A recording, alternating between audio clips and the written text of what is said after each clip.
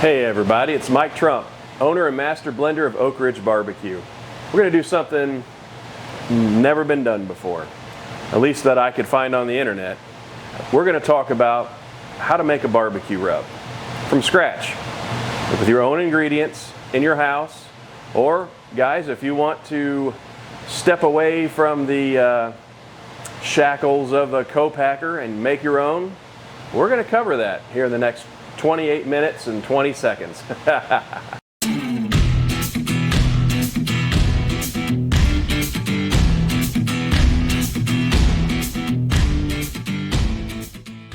first thing you really have to do is you need to have a concept. You need to have something you're chasing, some flavor you're chasing, something. I mean, you want a peppery brisket rub, or do you want a sweet, savory rib rub?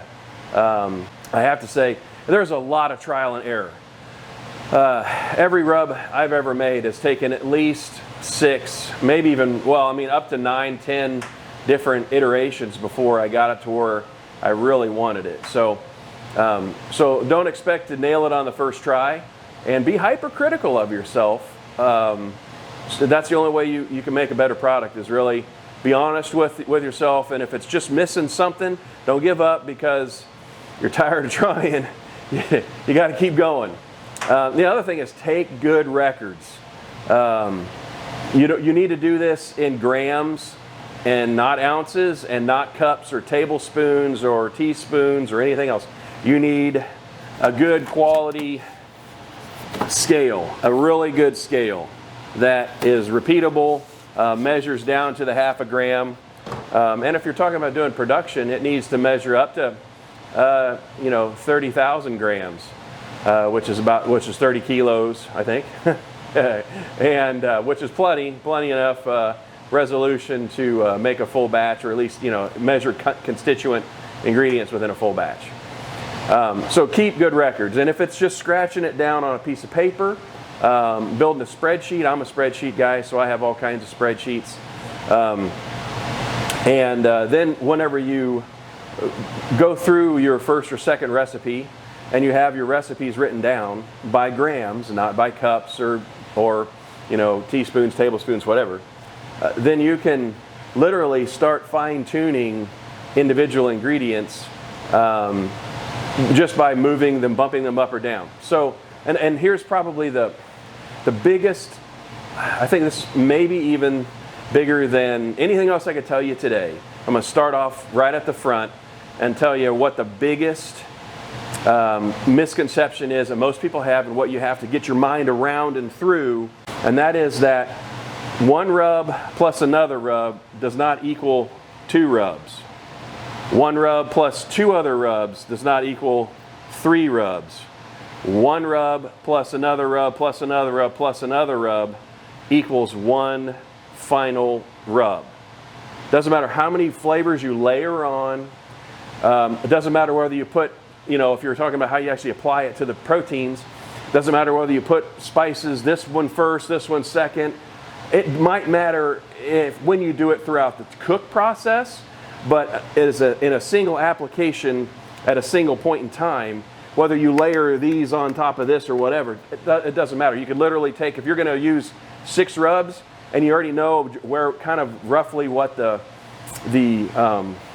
percentage breakdown is, then just pour them in a bowl, mix them together, and then apply them all at once. That really, your palate does not discern any layers of flavor past just what the overall envelope of flavor is that you create. So everything equals 100%. So 1 plus 1 plus 1 equals 100 in making a barbecue rub. So if you have 50% salt and 50% sugar, and you add, let's say, garlic to it, well, you don't have 50% salt and 50% sugar anymore, because if you add 20% garlic, now you've taken, let's say, 10% from your salt and 10% from your sugar. So now you have 40% salt, 40% sugar, and 20% garlic.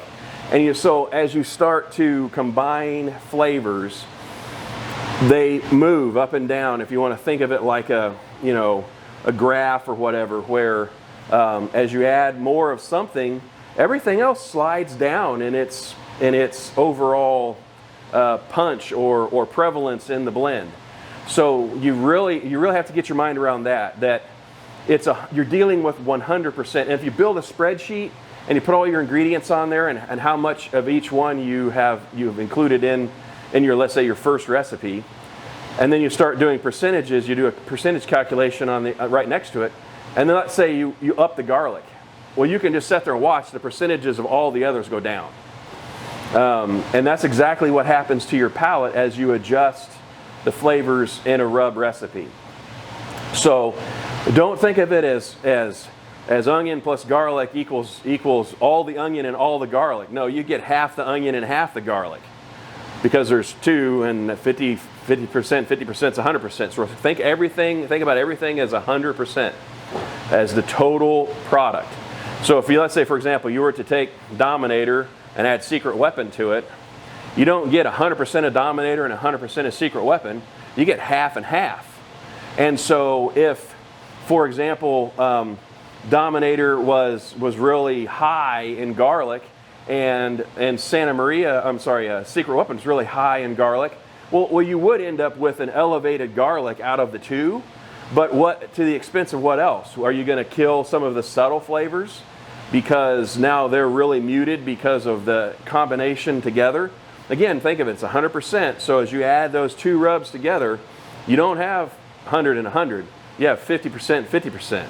So keep that in mind, especially as you talk about individual flavors as you add them to your rubs.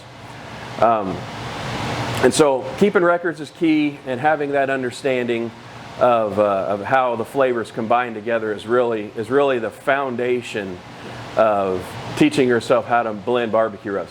And then it's really just a bunch of trial and error. So we're going to talk a little bit about how I do barbecue rubs. It doesn't mean it's the only way by any means.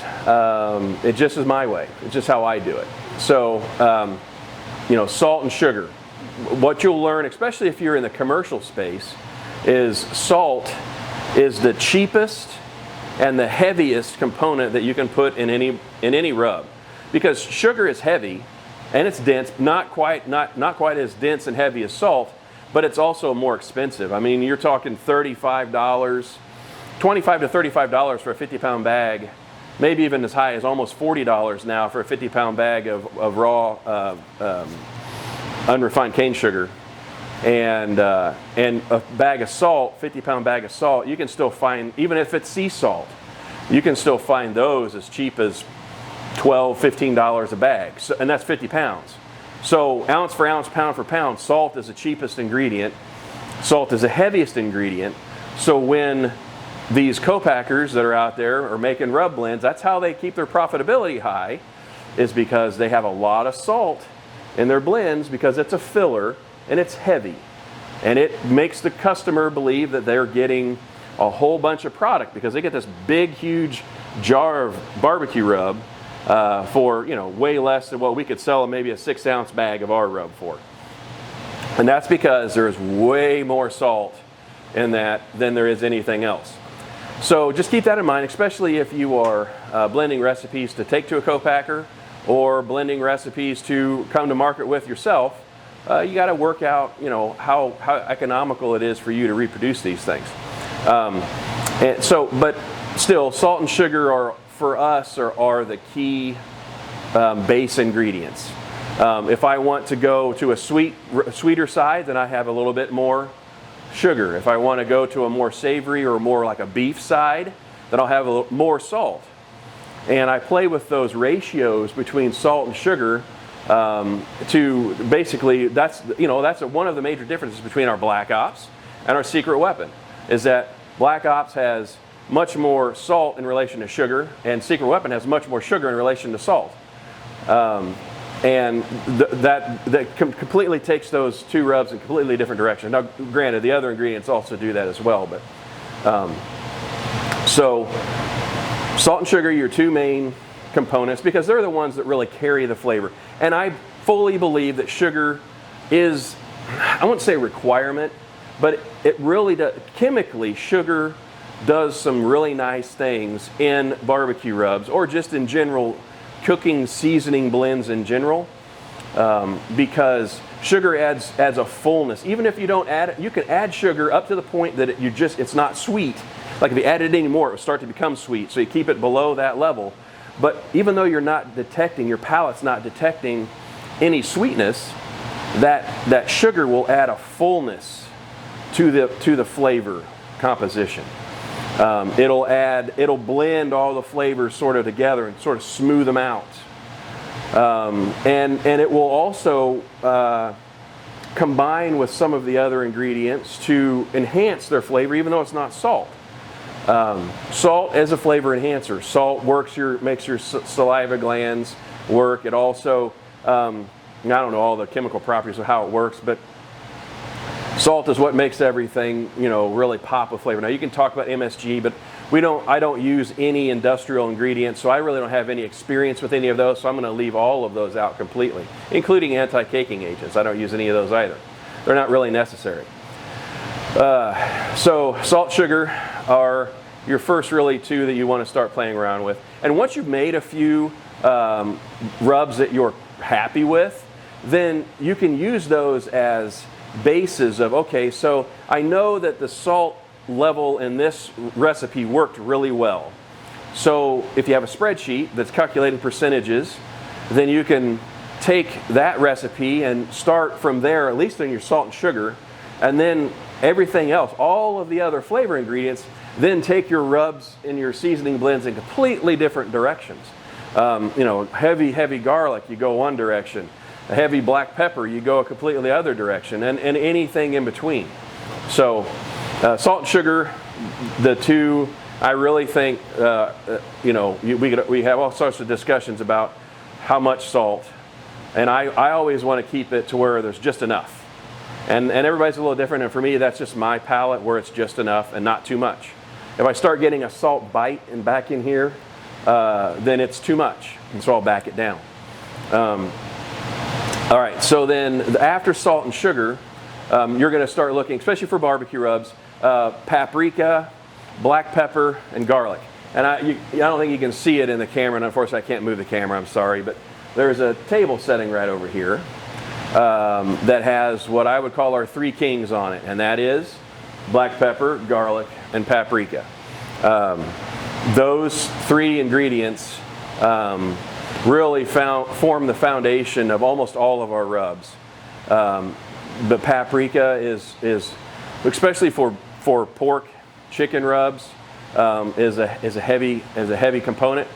You get a lot of your color from there, especially if you're using the really high grade paprika that we use, because it has all of those oils that they strip away from the cheap stuff and then sell back to the co-packers as oleo resin that they add in extra. So it already has all of that naturally. And black pepper, obviously black pepper, everybody knows black pepper. And so, a rub really, any kind of seasoning blend, and just think about it, salt and pepper goes with everything. Really almost everything. I can't think of too many things other than maybe like your French toast that salt and pepper wouldn't really work on.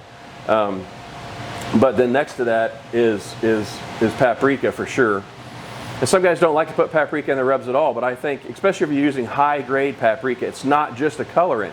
There's a really nice, almost acidic pepper, like chili, capsaicin, or capsicum, I guess it's called, capsicum flavor you get from a really good paprika. It could be smoked paprika. Then you add in a whole other element as well of the smokiness. So paprika, another one high on the list. Black pepper, obviously high on the list. Garlic is one. If I want to make something savory, garlic is my main way to get there. Even if it's a sweet rub, but I really want to up the middle part of it, where in your palate it's kind of the middle savory notes, that's garlic. Onion to a lesser degree, and we could talk a little bit real briefly about onion and garlic ratios. Some people like 50-50 onion to garlic. Other people like more onion than garlic. I actually am the opposite. I like more garlic than onion. I think onion overdone can get too, it has a bitterness that it will develop if you have too much onion in a recipe, and that's just my personal preference. So So typically we always have more garlic than onion. Maybe 2 to 1, maybe 3 to 2. I'm not sure. It varies from recipe to recipe. So then let's see. I've got all my spices over here, so I'm going to kind of look over here to the side so I don't lose my place with some of the other ones. Yellow mustard. I think that's a really key item in most barbecue rubs. Turmeric, I use a lot of it. Coriander, another good one. White pepper, cumin, if you want to kind of get some of that smoky, rich notes. Cumin, if you can overdo it, some people will claim that it's a taco seasoning and not a barbecue rub, so there's that. But cumin is a good one. Then you have all kinds of chilies. Guajillo, ancho, New Mexico, pasilla,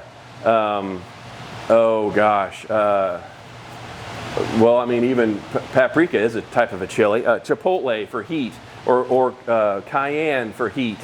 I always preferred using chipotle to cayenne. We actually don't stock any cayenne pepper of any kind because I don't really like how the heat hits right back here, and I also don't like the fact that cayenne doesn't really transmit a lot of flavor. So in anything I do, whenever I'm building a seasoning, I want every ingredient to transmit flavor, even if it's just a little bit. So just like whenever I cook, if a recipe calls for water, it's probably going to get chicken stock or vegetable stock instead of water, because I want every ingredient, even if to the liquid or whatever. I want everything to contribute some flavor. So our heat chili has always been chipotle in pretty much everything. Now, granted, we have habanero and ghost chili and serrano and jalapeno chilies as well for extra heat on the hotter side. But just a general utility, especially in barbecue rubs, the really good utility heat chili is chipotle. So other things, then you start getting into some of the fringe ingredients like ginger, or ginger's cousin, galangal, or powdered lime juice or powdered honey. I'm looking around the room as all behind you guys is all of our racks of shelves of different spices in buckets and boxes and whatnot. Molasses, leek powder. Excuse me. What else do we have down here? Mushrooms. I use mushrooms in place of MSG. Mushrooms have a naturally occurring monosodium glutamate component to them, but it's not industrially produced. It's not. It's sort of like, I liken it to sort of the difference between a poppy seed and heroin. So I believe I'm not a drug guy, but I believe heroin comes from poppy seeds, poppy plants. But that's the difference. Naturally occurring MSG in a mushroom is sort of like that poppy seed, place, and then the industrially produced 100% MSG that's been purified and its potency has been amplified. That's what the MSG, and I just don't use it. I don't believe it's necessary. Never have, and it makes some people ill. So, and why have industrial ingredients in something you're going to put in your body? Start turning labels around and looking at stuff, and you'd be amazed just how many industrial ingredients are out there. So anyway, I digress. But mushrooms, different kinds do different. Have different flavors. Porcini mushroom is a really strong flavor. Shiitake mushroom is a milder flavor. Then you've got chanterelle mushrooms and all different kinds of wild mushrooms and whatever. And they all can impart different flavors. So all of those then kind of come in the end to sort of, or even like your herbs. So thyme, rosemary, oregano, basil, all of those are minor ingredients. So you want chilies and coriander, turmeric, mustard, paprika, things like that to build the core of the barbecue seasoning, and then fill in with those little high notes of the different herbs or things like that to really accent it off. So as you're keeping notes and you're writing things down, and if you are trying it, I also recommend that you once you come up with a blend, put it in a bag or put it in a bowl, airtight bowl or whatever, and then store it for 24 hours. It's another tip. So those volatile oils that are in all of those spices and chilies and herbs and all of that will start to intermingle with themselves as they set together once they've been mixed together. And the barbecue seasoning, or whatever it is, whether it's just if it's just a kitchen cooking seasoning, same thing. It will taste different 24 hours later.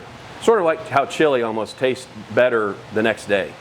There's lots of foods that are like that sort of improve their flavor over a short period of time. And that's what's happening with the barbecue seasoning, especially if you're using high quality, high volatile oil ingredients. Those ingredients have all these oils. They literally stain the inside of our buckets. There's so much oils to them. And those oils start to mingle and migrate. And you will even watch a color change in the overall rub. It will start to darken. And it will be very different. And when you first blend it, it's almost like really jagged peaks. You can taste every single individual ingredient real sharply. And then as it starts to age, it starts to mellow out. And those peaks go away to more just kind of much more overall. And even what's even more remarkable is that sometimes you can find these synergies of ingredients that will create new compounds, new flavors that don't exist apart from themselves, but when you mix them together, then they create these new flavors. And all of that happens after the rub is blended and mixed together. So I know I've really probably rambled on. This has all been just kind of like one take, complete off the top of my head, brain dump. And I'm probably forgetting a bunch of stuff, so we need to do another video, or definitely leave comments down below with your questions, your own experiences, anything like that, and we can always, or we'll be happy to do another video or multiple videos after this to address whatever questions come up. And always, give us a little thumbs up and all that. Smash that subscribe button. So good scale, good records, measuring in grams, keeping in mind the 100%. So it's 1 + 1 + 1 = 100 or 1, not 1 + 1 + 1 = 3. It's not like that. So remember that. Keep that in mind, and then just start making stuff. If you need to do a little research on a particular type of a seasoning in a sort of a category or a genre, do a little research on it and kind of figure out what, or maybe if it's a food you like, Thai food or any other type of cuisine that has very distinct ingredients that form that, lime and ginger and garlic and cilantro and fish sauce, all those things for Thai food really makes it what it is. Well, then start replicating those flavors in a seasoning. And that's how we came up with the Saigon 21. So hopefully this has been a help. Another thing we would talk, we could talk a little bit more about blending. I don't prefer ribbon blenders. I like the tumblers because the tumblers don't smash or grind ingredients against the sidewalls as the ribbons turn around. It doesn't create any heat. The heat would destroy the seasoning. Oh, all sorts of stuff. Screen your ingredients. We use these, we've used them for years. They're nylon bucket classifiers from Panning for Gold, that area. They're different. Like this is a 12 mesh screen. This is an 8 mesh screen, and kind of the neat thing is fit right on top of the bucket. So if you want to make a lot of barbecue rub, and you do need to screen it, you do need to watch out for all sorts of little hidden things that might be in there, or maybe there's lumps and clumps. These screens will break them up, and then you can take what's in the bucket and take it to a blender, or put a lid on the bucket and then just roll it like that from side to side, and it'll mix itself. So that's in a nutshell, in under 30 minutes, exactly how we make our barbecue rub. And hopefully there's been some suggestions that I prevented, or some suggestions that I have presented that will help you either develop your own seasonings, or you know, for sale or resale or whatever, or just in your own kitchen, you know, being just playing around and making your own stuff. So if you have any questions, post them down below. We'll get to everyone we can. If there's a good number of them, a good amount of feedback, we'd be happy to make another video or multiple ones. Maybe we can even show you actually the process of making rub, the measuring and the sorting and sifting and all of that stuff. So be happy to do that. So thanks a lot. Thanks for watching. Thanks for your business over these last 12 years. Appreciate every single one of you more than you could possibly know. And God bless, and have a good day. Thanks.